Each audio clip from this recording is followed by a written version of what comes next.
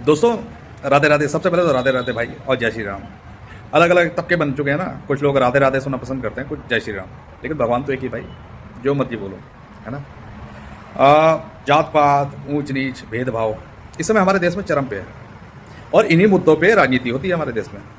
उसके अलावा कोई मुद्दा नहीं है। बेरोजगारी कोई मुद्दा नहीं है, देश का विकास कोई मुद्दा नहीं है ना, कोई मुद्दा नहीं है। सिर्फ जातिगत राजनीति होती है। दोस्तों, एक बात बताओ कि जातियां जो हैं, ये बनाई किसने? ये वर्ण व्यवस्थाएं बनाई किसने?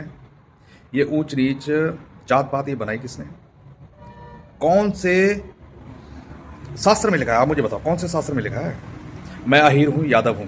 जिस कुल में स्वयं भगवान कृष्ण ने जन्म लिया, जिसने पूरे ब्रह्मांड की रचना करी, हमें शूद्र बोला जाता है। कोई बात नहीं भाई, बोलो।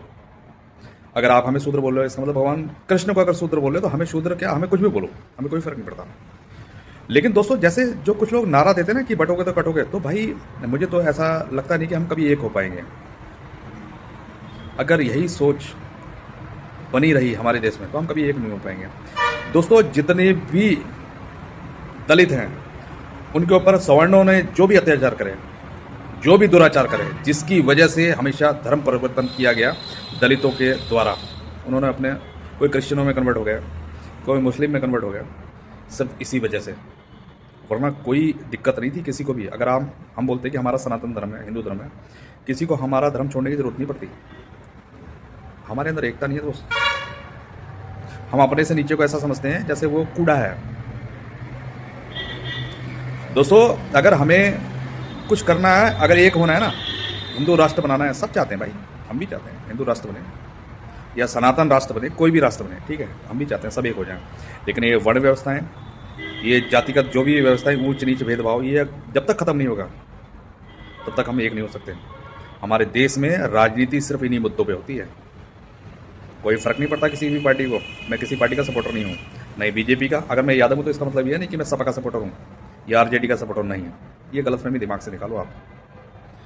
सब उस पार्टी का सपोर्ट, ठीक है, मैं कह रहा हूँ बीजेपी अच्छा काम करती है, मैं, बढ़िया बात है, अच्छी बात है, मैं भी सपोर्ट रहा हूँ, मेरा पूरा परिवार वोट देता है, सब कुछ है।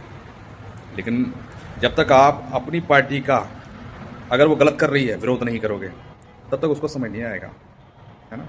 हम सब एक हैं। फिलहाल मैं जात पात को ख़त्म करने की बात कर रहा हूँ, ना कि मैं किसी राजनीतिक पार्टी की बात कर रहा हूँ। हमें एक हो जाना है और आगे बढ़ना है।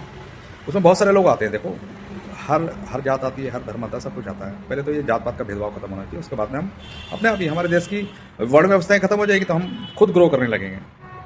उसमें हमें किसी राजनीतिक पार्टी का सपोर्ट नहीं चाहिए। जय श्री राम।